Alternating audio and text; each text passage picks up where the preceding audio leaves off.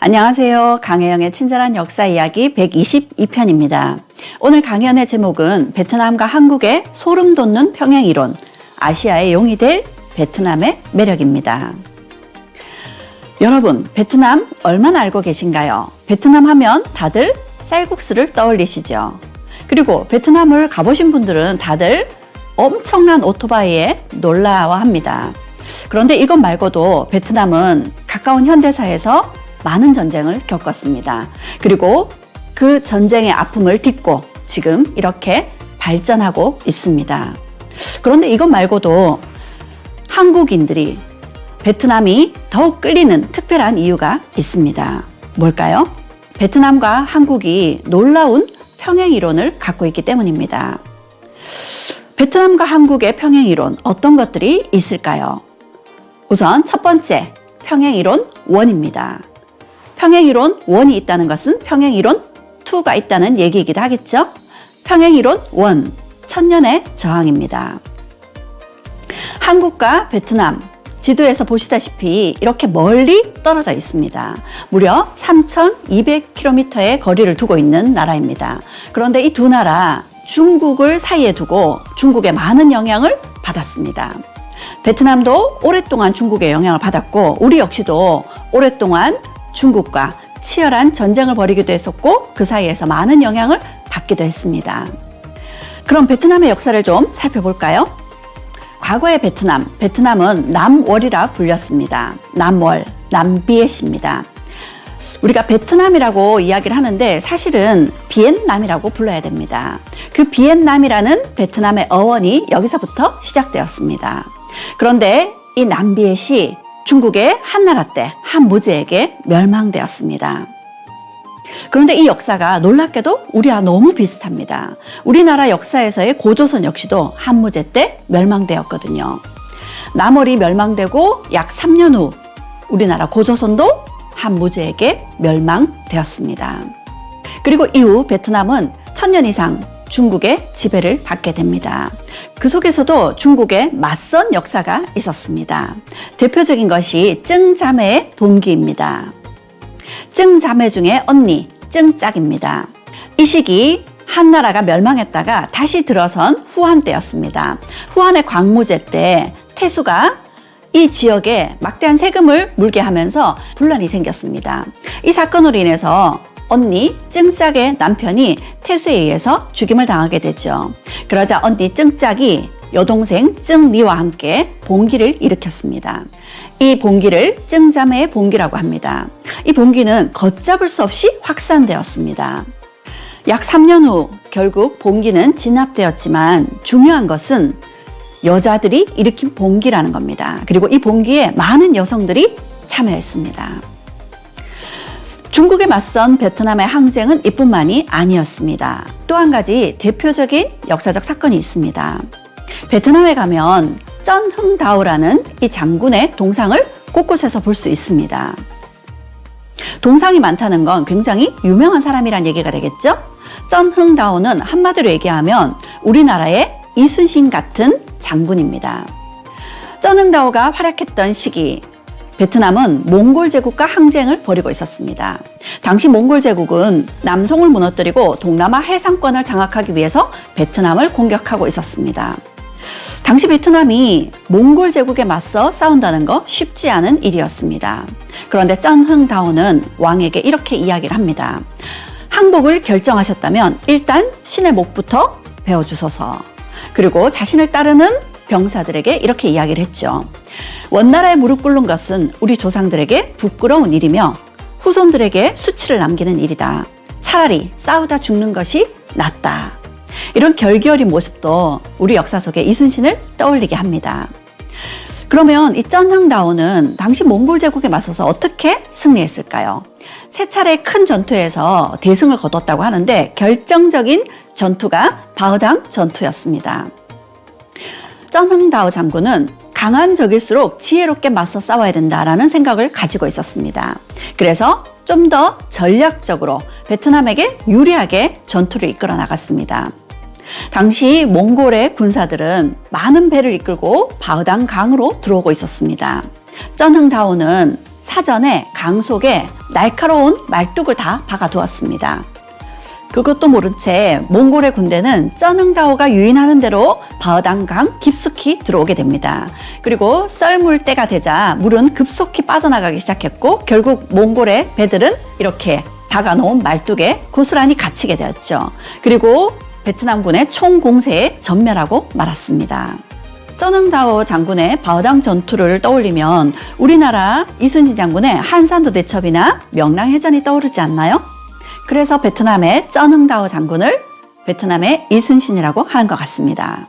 이후 베트남에는 많은 나라들이 세워졌습니다. 하지만 100년 넘게 존속한 나라는 그리 많지 않았습니다. 대표적인 것이 리 왕조, 쩐 왕조, 레 왕조가 있었습니다. 그런데 그 리 왕조의 마지막 왕자가 탈출해서 고려로 왔습니다.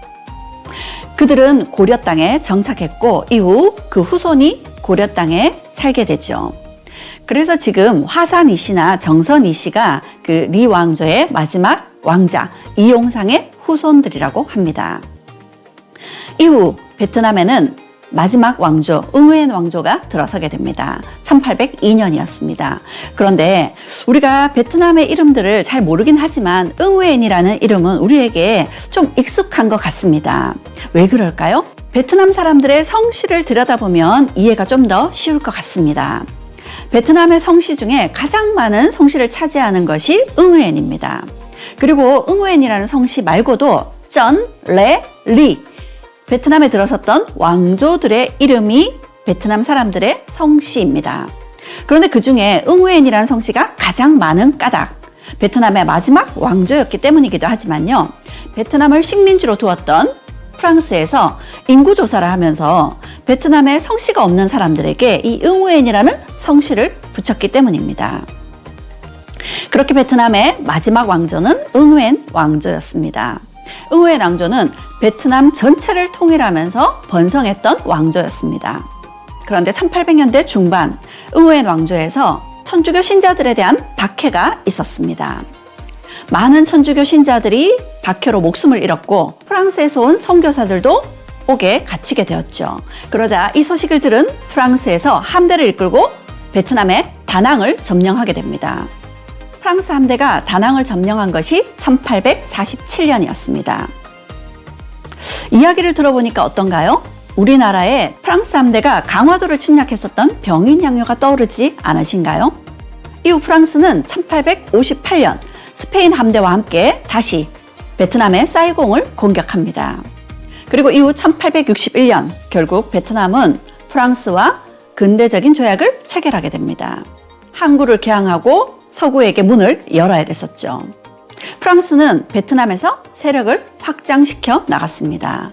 그러다 보니까 부딪히는 나라가 있었습니다. 오랜 기간 베트남에서 절대적인 영향력을 행사하던 나라가 청나라였죠.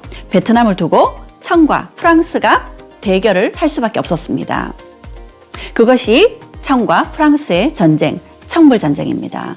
청불전쟁이 일어났던 것이 1884년. 1884년 우리나라에서는 갑신정변이 일어났습니다. 갑신정변이 일어나게 된 배경이 청나라가 이 청불전쟁 때문에 우리나라에 주둔해 있던 군대를 철수하게 되죠. 그 틈을 타서 급진계파들이 일으킨 것이 갑신정변이었습니다. 결국 청불전쟁에서 청나라는 프랑스에게 패하고 베트남을 내어줄 수밖에 없었습니다. 그런데 청나라가 이후 10년 후인 1894년 이번에는 조선을 사이에 두고 일본과 전쟁을 벌이게 됩니다.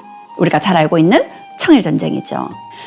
1894년에서 5년까지 치러진 청일전쟁에서 결국 청나라는 일본에게도 패하게 되죠. 청나라는 프랑스에게 베트남을 빼앗기고 일본에게 조선마저도 빼앗기게 된 거죠. 이후 베트남은 프랑스의 식민지가 되었습니다.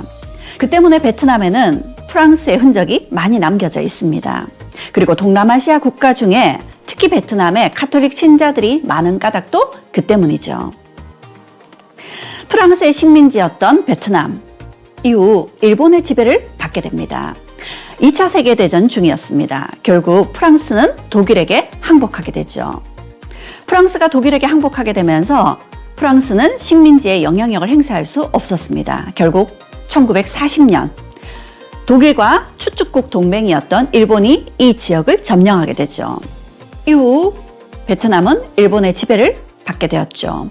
35년 동안 일본의 식민지였던 우리처럼 말이죠. 지금까지의 베트남의 역사를 보니까 어떤가요? 우리나라 역사와 닮아 있으면서 굉장히 긴밀한 연관성을 갖고 있는 것 같습니다. 그런데 베트남과 한국의 평행이론 시작에 불과합니다. 이번에는 베트남과 한국의 평행이론 2입니다. 불굴의 베트남. 베트남과 한국은 1945년 독립을 맞았습니다. 한국은 8월 15일, 베트남은 9월 2일이었죠. 그런데 독립과 동시에 두 나라 모두 분단을 겪어야 됐습니다. 베트남의 경우에는 북쪽에는 중국이 들어오고 남쪽에는 영국이 들어왔습니다. 그런데 영국과 함께 프랑스가 들어오게 되죠. 그리고 영국은 이후 베트남의 관할권을 프랑스에게 넘기게 됩니다. 과거 베트남을 식민지로 두었던 프랑스는 또다시 베트남에서 막대한 영향력을 행사하려고 하죠. 이제 막 독립을 이룬 베트남 입장에서는 또다시 프랑스의 식민지가 될 수 없었겠죠. 프랑스에 맞서 인도 차이나 전쟁을 치르게 됩니다. 1946년에서 1954년까지였습니다. 프랑스와의 전쟁에서 승리한 베트남, 그리고 이후 베트남에는 북쪽에는 베트남 민주공화국, 그리고 남쪽에는 베트남 공화국 두 개의 나라로 분단되어야 했습니다. 북쪽에는 조선민주주의 인민공화국, 남쪽에는 대한민국 정부가 수립된 우리와도 닮은 모습이죠. 이후 우리나라는 정부가 수립된 지 얼마 후 6.25 전쟁을 겪어야 했습니다. 그리고 우리처럼 베트남 역시도 1960년 남북 베트남이 전쟁을 치르게 됩니다. 그리고 그 전쟁에 우리나라는 미국과 함께 베트남에 파병을 하게 되었죠. 이 시기 베트남은 프랑스와 미국과 그리고 1979년에는 중국과도 전쟁을 치르게 됩니다. 그야말로 세계 최강의 강대국과의 전쟁에서 모두 승리한 거죠. 이런 불굴의 베트남의 역사를 조금 더 자세히 들여다볼까요? 1945년 호찌민이 독립선언을 함과 동시에 베트남 민주공화국이 탄생했습니다. 이 호치민도 과거 젊을 때 베트남의 독립을 청원하기 위해서 파리 강화회의, 파리에 간 적이 있었습니다. 물론 파리에서 문전박대를 당했지만 말이죠. 그런데 그 시기 우리나라에서도 김규식을 비롯한 독립운동가들이 대한민국의 독립을 청원하러 파리로 간 일이 있었습니다. 그리고 그때 우리의 모습을 보면서 우리나라의 독립운동에 영향을 많이 받았다고 하죠. 베트남은 독립과 함께 프랑스와 전쟁을 치러야 됐습니다. 인도 차이나 전쟁이죠. 1946년에서 54년까지 치러진 인도 차이나 전쟁에서 결전이 벌어졌던 곳이 이 DMB 엠프였습니다.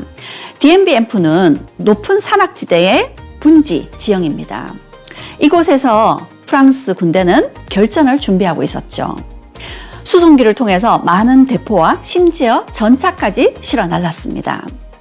그렇게 프랑스 16,000여 명의 군대가 이곳에 주둔하면서 철저히 전투를 준비하는 동안 베트남의 군대는 보 웅우엔 잡 장군이 이끌고 있었습니다. 인도 차이나 전쟁 초창기에는 군대가 10,000여 명에 불과했습니다. 그런데 보 웅우엔 잡 장군의 뛰어난 리더십으로 1954년 베트남 군대가 무려 50,000여 명에 다다랐습니다. 하지만 베트남의 전술은 대부분이 게릴라 전술이었습니다. 왜냐하면 전투를 치르는 동안 늘 보급이 여의치 않았기 때문이었죠. 그런데 보 웅우엔 잡 장군은 이 전투만큼은 인도 차이나 전쟁의 승패를 좌우하리라는 것을 알고 철저히 준비하게 됩니다. 그래서 많은 베트남군과 양민들을 동원해서 저 DMB 엠프 고지대까지 땅굴을 파서 무기를 실어 나릅니다. 프랑스군에게 들키지 않기 위해서 밤을 이용했다고 하죠. 그 땅굴의 흔적이 지금도 남겨져 있다고 합니다. 그렇게 프랑스가 방심한 틈을 타서 철저히 이 DMB 엠프 분지를 에워싸게 되죠. 그리고 하나씩 프랑스 군대를 괴멸시키면서 DMB 엠프 전투를 승리로 이끌게 됩니다. 결국 프랑스는 베트남에서 물러갈 수밖에 없었습니다. 제네바 협정에 따라 베트남에는 북베트남과 남베트남의 두 개의 정부가 들어섰습니다. 그리고 2년 내에 총선거를 통해서 하나의 정부를 세워야 했죠. 북쪽에 있는 호찌민, 굉장히 뛰어난 리더입니다. 게다가 북쪽의 인구가 훨씬 더 많았습니다. 그렇게 되면 총선거를 하면 북베트남에 의한 통일이 이루어지게 되겠죠. 그러면 베트남은 공산주의 국가가 됩니다. 이를 가장 경계한 것이 미국이었습니다. 미국의 생각에는 베트남이 공산주의 국가가 되면 그 서쪽에 있는 라오스와 캄보디아 역시도 공산주의 국가가 될 거라는 거죠. 이를 도미노 이론이라고 합니다. 뿐만 아니라 이 시기 소련과 중국, 막강한 공산주의 국가가 들어서 있었습니다. 그들과 경쟁해야 되는 미국과의 냉전 시대였었죠. 미국 입장에서는 베트남을 공산주의 국가가 되게 내버려 둘 수 없었습니다. 그래서 남베트남을 지원하게 되죠. 남베트남에서는 응호딘 지엠이라는 정치인이 응호엔 왕조를 무너뜨리고 남베트남 정부를 세우는데 미국의 지원을 받았습니다. 그런데 이 응호딘 지엠은 호치민처럼 뛰어난 리더는 아니었던가 봅니다. 응호딘 지엠은 철저한 반공 정책을 쓰는 것은 물론이고 이 반공을 앞세워서 자신의 정적들을 잡아들이고 처형하게 됩니다. 뿐만 아니라 응호딘 지엠은 카톨릭 신자였습니다. 베트남에 많은 불교 신자들을 탄압하게 되죠. 이에 맞서서 베트남의 승려이셨던 분이 스스로 분신을 하면서 이에 맞서는 일까지 벌어졌다고 합니다. 그런 일들이 일어나니까 민심이 불안해지게 되겠죠. 결국 응호딘 지엠은 쿠데타에 의해서 쫓겨나게 됩니다. 그리고 마침 이 시기 미국에서는 남베트남을 지원해주던 케네디 대통령이 암살되면서 베트남에 대한 지원이 여의치 않게 되죠. 그렇다고 베트남을 가만히 둘 수는 없었습니다. 그러던 차에 미국이 베트남에 개입할 수 있는 명분을 준 사건이 일어나게 됩니다. 우리가 잘 알고 있는 tonkinman 사건입니다. 1964년 tonkinman을 순찰하던 미 구축함이 북베트남의 어뢰 공격을 받게 됩니다. 두 차례에 걸친 이 tonkinman 사건으로 미국 의회에서는 미국이 베트남에 개입하는 데 찬성을 하게 되죠. tonkinman 사건이 만들어준 명분으로 일어난 것이 베트남 전쟁이었습니다. 베트남 전쟁은 생각보다 길어졌고 미국의 군인들과 미국의 많은 물량이 베트남에 쏟아졌습니다. 그러자 미국 내에서도 반전 여론이 들끓기 시작했죠. 결국 미국이 1973년 베트남에서 철수할 수밖에 없었습니다. 그런데 미국이 베트남에서 철수하게 된 데에는 이 영향이 컸습니다. tonkinman 사건이 미국이 북베트남을 공격하기 위해서 조작되었다라는 기사가 나왔던 거죠. 실제로 이 tonkinman 사건은 1995년 당시 미 국방부 장관의 회고록에서도 조작이라는 고백이 나왔습니다. 베트남 전쟁의 결과 베트남뿐만 아니라 미국, 대한민국까지 많은 피해를 입어야 했습니다. 수치상으로 남겨진 이런 피해뿐만 아니라 베트남은 더 큰 상처를 겪게 되었습니다. 그리고 그 베트남이 입은 상처는 우리와도 관계가 있습니다. 베트남 전쟁 당시 한국군에 의한 민간인 학살이 있었기 때문입니다. 이 민간인 학살에 대해서는 우리가 진심으로 사과하고 미안해야 될 대목인 것 같습니다. 그런데 베트남에서의 한국군의 모습은 이뿐만이 아닙니다. 그 반대되는 모습도 있습니다. 당시 베트남 파병을 이끌었던 최명진 장군은 이런 명령을 내렸습니다. 100명의 베트콩을 놓치는 한이 있어도 1명의 양민을 보호하라. 실제로 한국군들이 베트남에서 긍정적인 모습을 보여주었다라는 증거들이 있습니다. 당시 런던 타임즈의 기자는 이렇게 얘기했습니다. 만일 한국군이 전 월남을 장악했거나 미군들이 고보이 교훈을 배울 수 있었다면 월남전은 벌써 이겼을 것이다. 무슨 이야기일까요? 고보이라는 지역에는 많은 평야가 있습니다. 그런데 건기 때가 되면 농사를 짓기가 쉽지 않았죠. 그래서 이곳에 한국군들이 댐을 건설해 주었습니다. 그것이 고보이 댐입니다. 그 댐 건설로 고보이 평야에서는 연 2모작을 하던 것을 3모작까지 가능하게 되었다고 하죠. 또 다른 증거도 있습니다. 베트남의 월남 띠엠반이라는 잡지에는 이런 기사가 실렸습니다. 한국군이 주둔하고 있는 중부는 가장 안전한 곳이다. 한국군은 아주 특수한 전술을 가진 적에 대하여 방심하지 않고 경계를 하고 있는 대담한 군인이다. 또한 지방 농민과 잘 어울리고 농사일에도 모두 심어주고 우수한 군의관은 대민 진료를 열심히 해주고 있다. 이렇게 한국군을 칭찬하고 있습니다. 실제로 사진으로 보더라도 한국군들이 베트남 사람들을 도와서 모를 심고 한국 의료진들은 베트남 사람들을 치료해 주기도 했었고요. 이렇게 전쟁통에 베트남 아이들을 구출해 주기도 하고 이렇게 대민 봉사를 하고 있는 모습들을 사진을 통해 확인할 수 있습니다.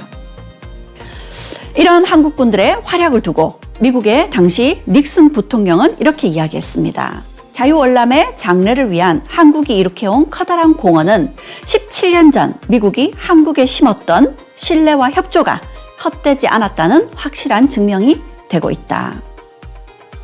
우리나라가 미국과 함께 베트남에 파병을 한 까닭이 여러 가지 이유가 있겠지만 그 중에는 과거 한국 전쟁에서 우리가 입은 은혜에 대한 보답 차원이기도 했다라는 것을 보여주고 있는 말입니다.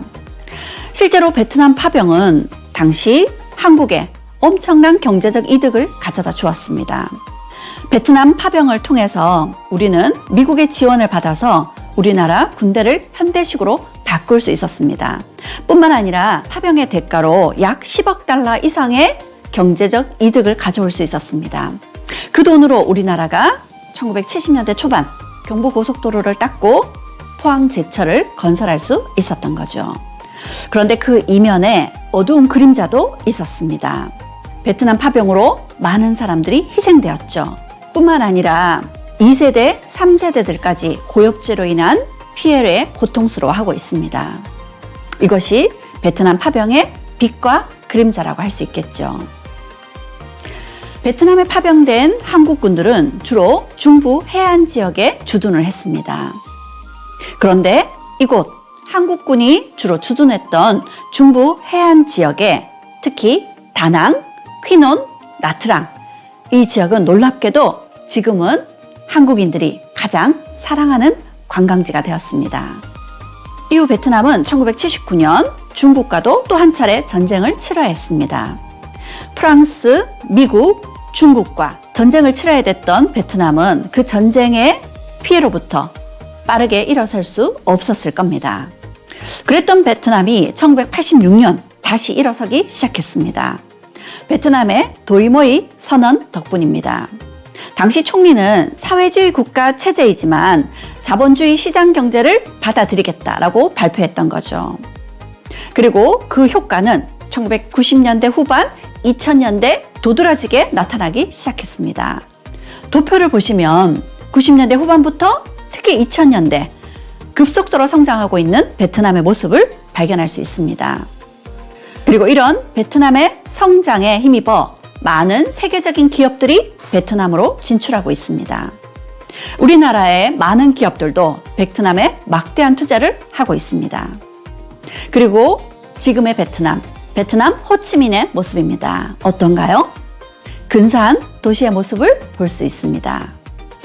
이번에는 세 번째, 아픔을 딛고 일어선 베트남이 앞으로 아시아의 용이 될 수밖에 없는 베트남의 매력들을 살펴보겠습니다. 베트남은 남북으로 긴 나라입니다. 남북의 길이 차가 무려 1600km가 넘는다고 하죠.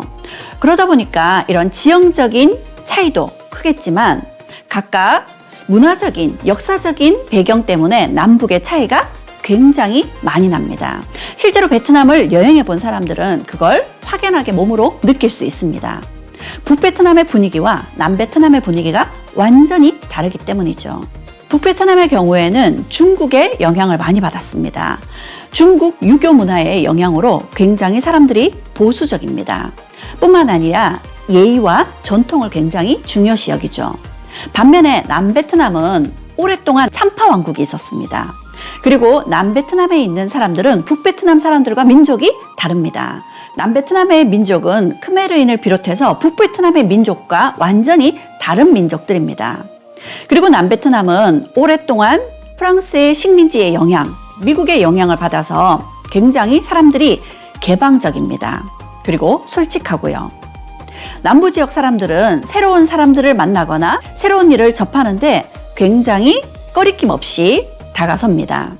베트남 남과 북의 차이는 음식 문화에서도 확연히 드러납니다. 쌀국수를 가지고 비교를 해볼까요? 북부 지역은 담백한 쌀국수 맛을 좋아합니다. 북부 지역에서는 재료 본연의 맛을 살리는 것을 중요하게 생각하죠. 반면 남부 지역의 쌀국수는 단맛이 강합니다. 그리고 개방적인 남부 지역 사람들의 영향을 받아서일까요? 여러 가지 채소들을 그 지역의 특성에 맞게 자유롭게 넣습니다. 그리고 무엇보다 향신료를 많이 사용해서 맛이 더 강하게 느껴지는 것 같습니다. 문화적인 차이도 큽니다. 북부 지역에서는 명절, 제사 이런 것들을 격식에 맞게 치릅니다. 반면 남부 지역은 명절을 오히려 지역적인 특색과 함께 축제로 다 같이 즐기는 개방적인 모습을 보이고 있습니다. 베트남에 또 다른 특징이 있습니다. 오랫동안 여러 차례 전쟁을 겪다 보니까 많은 사람들이 희생되었죠. 그래서 베트남은 세계에서 가장 젊은 나라입니다. 20대에서 40대 인구가 인구 전체의 거의 절반에 다다릅니다. 경제학에서는 이를 인구 보너스 기간이라고 이야기합니다. 15세에서 64세까지 생산 가능한 인구가 전체 인구의 3분의 1을 넘는 시기라는 거죠. 베트남이 그렇습니다. 뿐만 아니라 베트남은 중국과 우리나라와 함께 과거 제도를 시행했던 나라입니다. 중국 유교의 영향으로 과거 제도를 오랫동안 시행했던 나라이니 그 어떤 나라보다 교육열이 강하다고 할 수 있죠. 그래서 베트남에는 똑똑한 젊은이들이 많습니다. 똑똑한 젊은이가 많은 나라, 세계에서 가장 젊은 나라 베트남에 세계의 글로벌 기업들이 주목하고 있습니다. 우리나라 삼성전자도 그래서 베트남에 막대한 투자를 하고 있죠. 베트남의 특징 또 하나는 여성이 강한 나라입니다. 베트남은 여전히 모계사회 전통이 많이 남아있는 나라입니다. 베트남의 소수민족을 찾아가 보면 진짜 지금까지도 모계사회의 모습으로 살아가고 있는 사람들도 꽤 볼 수 있다고 합니다. 여성이 강한 나라 베트남은 여성 정치 참여율이 세계 최고 수준입니다. 국회의원들 중 여성 국회의원들의 숫자가 거의 30%입니다. 그리고 각 부처의 여성 장관의 숫자가 거의 절반에 다다릅니다. 베트남이 여성이 강한 나라다라는 것을 볼 수 있는 것이 베트남의 전쟁 박물관에 가면 이렇게 여성 전쟁 영웅들의 모습도 많이 볼 수 있습니다. 여성이 강한 나라, 그리고 그 여성들이 무엇보다 자식 교육에 열을 쏟는 나라가 바로 베트남이죠. 베트남의 또 다른 특징은 베트남 사람들의 자존심입니다. 베트남 사람들은 실수는 용서해도 무시는 용서할 수 없다고 합니다. 강대국과의 전쟁에서 모두 승리를 거둔 베트남 사람들의 자부심은 대단합니다.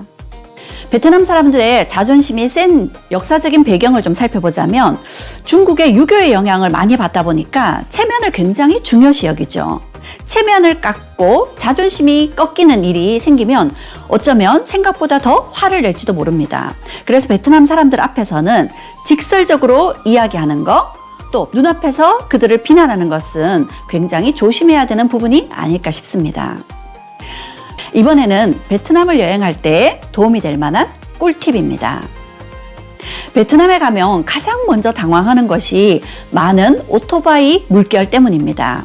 길을 건널 때면 많은 오토바이들 때문에 당황할 수 있을 텐데요. 이들은 무질서 속에서도 질서가 있다고 하거든요. 여행객들은 길을 건널 때면 자신의 보폭대로 자연스럽게 건너면 된다고 합니다. 그러면 베트남 오토바이들이 알아서 다 피해 갈 거라는 거죠. 그래서 갑자기 서거나 뛰어가는 것은 조심해야 됩니다. 또 다른 주의할 점도 있습니다. 사진을 찍을 때면 베트남 사람들이 나오게 될 수도 있겠죠?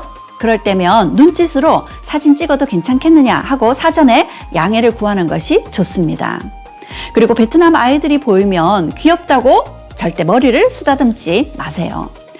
베트남 사람들은 머리를 굉장히 신성하게 여깁니다. 그래서 아이들의 머리를 쓰다듬는 건 굉장히 조심해야 되고요. 베트남 사람들과의 친분을 보여주기 위해서 어깨에 손을 올리는 것도 조심해야 됩니다. 베트남 사람들은 어깨에 수호신이 있다고 믿으니까요. 그 나라를 여행할 때 그 나라의 깊은 속살을 보기 위해서는 시장을 찾아가는 것이 좋은 팁입니다. 베트남에서도 곳곳에서 시장을 만날 수 있습니다. 특히 더운 지역이다 보니까 야시장이 많이 열립니다. 베트남에서 물건을 살 때면 제값을 주기보다는 물건을 깎는 것이 좋습니다. 심하게는 절반부터 흥정을 시작해도 좋다고들 이야기를 합니다. 그런데 흥정을 할 때는 절대 조심해야 될 것이 있습니다. 흥정은 장난스럽게 유쾌하게 하는 것이 좋습니다. 베트남에서 물건을 살 때는 미소 띤 얼굴로 이렇게 이야기해 보세요. 잠지아디라고요. 이번에는 베트남의 문화 상식입니다. 베트남 사람들의 의식주, 그들의 삶을 엿볼 수 있는 이야기들이죠. 베트남에서는 집은 없어도 오토바이는 있어야 된다고 합니다.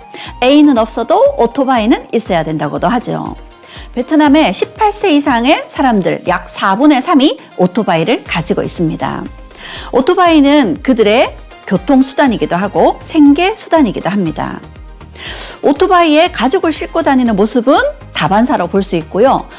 위태로울 정도로 많은 짐을 싣고 가는 오토바이, 그리고 심지어는 오토바이에 소를 싣고 다니기도 한다고 하죠. 베트남에는 왜 이렇게 오토바이가 많은 걸까요? 베트남의 하노이, 호찌민 이런 도시들은 서울보다 규모가 큽니다. 그런데 교통 인프라가 우리처럼 갖추어져 있지 않습니다. 베트남의 교통 인프라가 제대로 갖추어져 있지 않은 까닭은 도로들이 좁기 때문이기도 하죠. 그리고 또 한 가지 이유, 베트남에서는 자동차가 굉장히 비쌉니다. 뿐만 아니라 자동차를 살 때면 막대한 세금까지 물어야 되는 거죠. 그러다 보니 자동차보다는 오토바이가 훨씬 경제적이라는 거죠. 그런데 베트남 사람들에게는 이 오토바이가 내가 독립한 성인이라는 상징이기도 하고요. 오토바이가 곧 나의 신분을 나타내는 나의 부의 상징이기도 합니다. 그러다 보니까 오토바이의 가격도 천차만별이죠. 그래서 일본의 유명한 오토바이 회사들이 베트남에 진출해 있습니다. 그런데 이렇게 오토바이들이 많이 다니면 문제가 있겠죠. 어떤 문제가 있을까요? 심각한 환경오염의 문제가 있습니다. 그래서 베트남에서 칼을 빼들었습니다. 오염을 잡고 산업을 키우겠다는 것입니다. 2028년부터 하노이를 시작으로 내연기관의 통행을 금지시키겠다고 발표한 것이었습니다.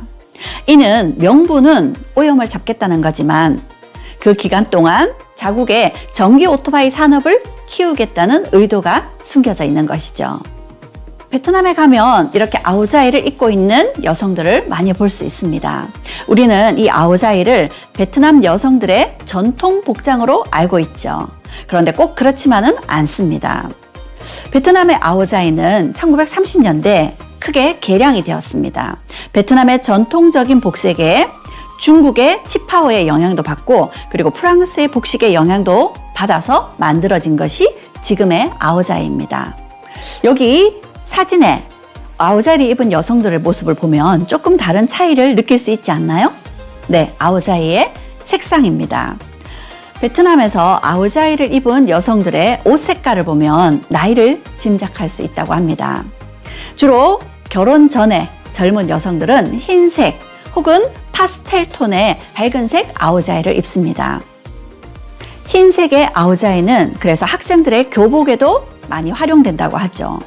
반면 나이가 든 혹은 결혼한 여성들은 강한 색깔의 그리고 어두운 색상의 아오자이를 즐겨 입는다고 합니다. 베트남에서는 아오자이뿐만 아니라 이렇게 놀라라는 모자를 쓰고 있는 여성들의 모습을 많이 볼 수 있습니다. 놀라는 큰 창이 있어서 햇볕을 차단할 수도 있고 갑작스런 비를 막아주기도 합니다. 그래서 베트남을 여행하신다면 값이 비싸지 않으니까 놀라를 사서 쓰고 다니는 것도 좋은 베트남을 경험하는 방법이 되지 않을까요? 이번에는 베트남의 식문화입니다.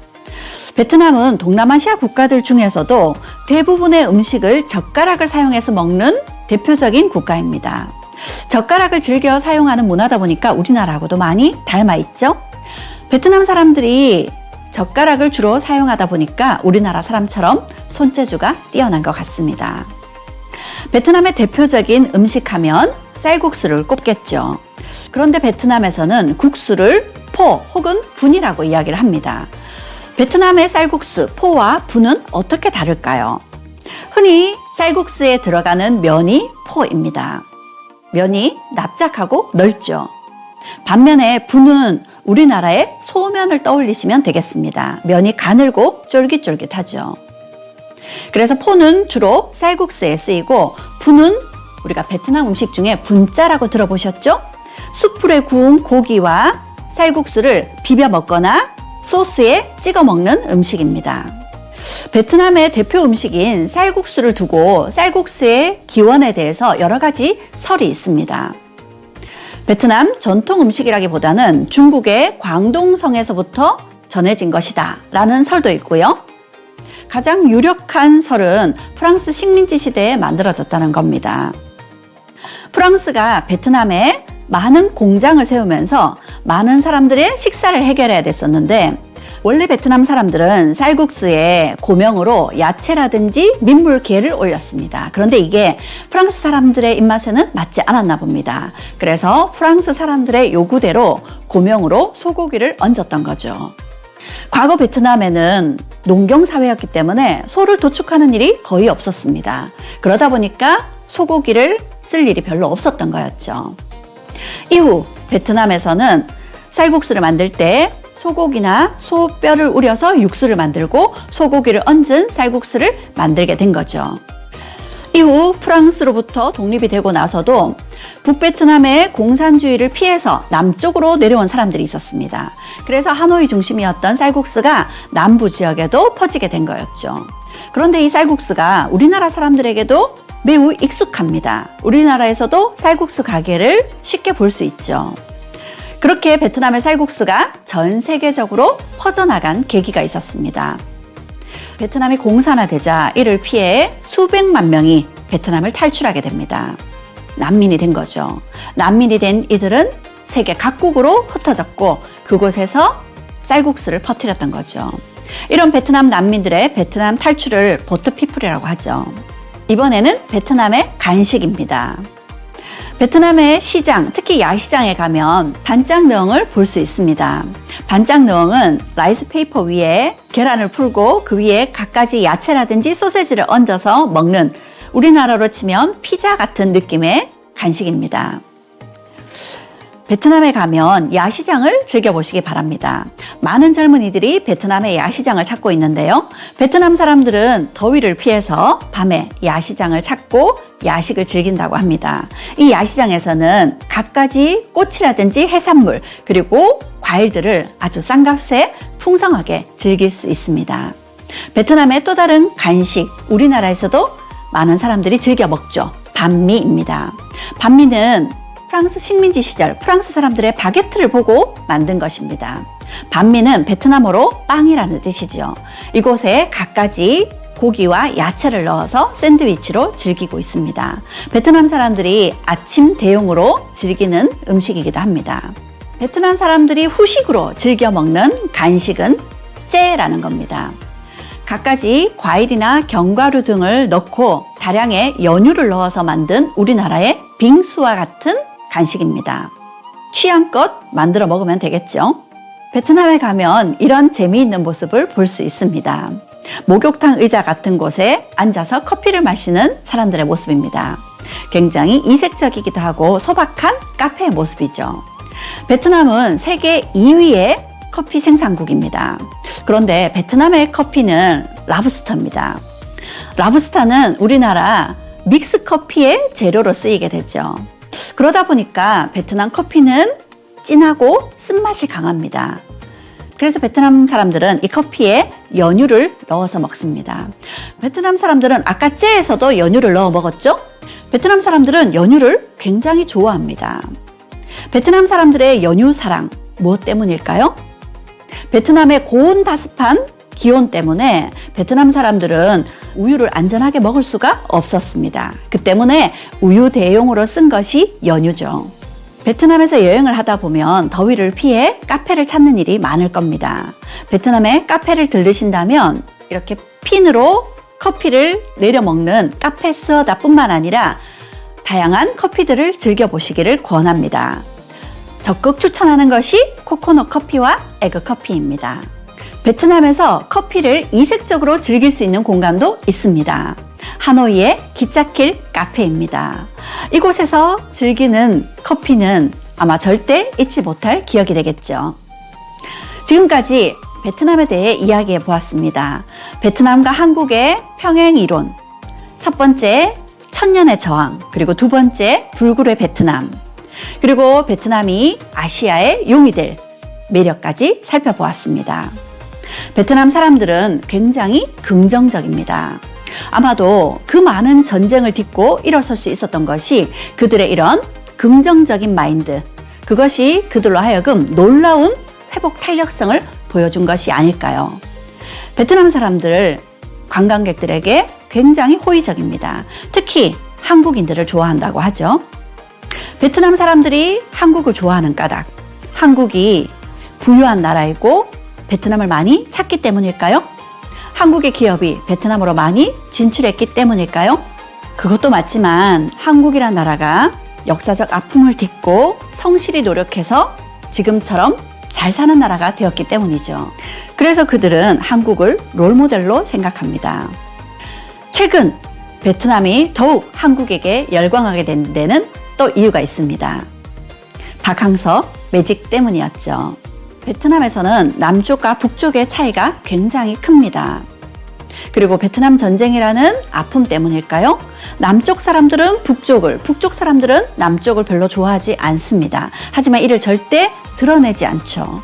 회사에서건 모임에서건 남쪽 사람들이 모여 있는 곳에서는 남쪽 사람들끼리, 북쪽 사람들이 많은 곳에서는 북쪽 사람들끼리 어울립니다. 그러면서 북쪽 사람들끼리 있으면 남쪽을, 남쪽 사람들끼리 있으면 북쪽을 비난하기도 하죠. 그런데 그런 남북의 갈등을 하나로 모아준 것이 박항서의 매직이었습니다. 그리고 그 박항서 매직은 2026년 북미 올림픽에서 또 한 번 재현되기를 베트남은 간절히 기대하고 있을 겁니다. 지금까지 베트남과 한국의 평행이론, 오랜 역사에서 닮아있는 모습들을 같이 이야기해 봤습니다. 그리고 우리의 뒤를 이어 아시아의 용이 될 베트남의 매력까지 같이 살펴봤습니다. 아픔을 가진 사람들만이 느낄 수 있는 깊은 연대가 있을 겁니다. 베트남이 우리에게 더욱 특별한 까닭이 그 때문이 아닐까요? 지금까지 닮은 듯 다른, 그래서 더 매력적인 나라 베트남이었습니다. 감사합니다.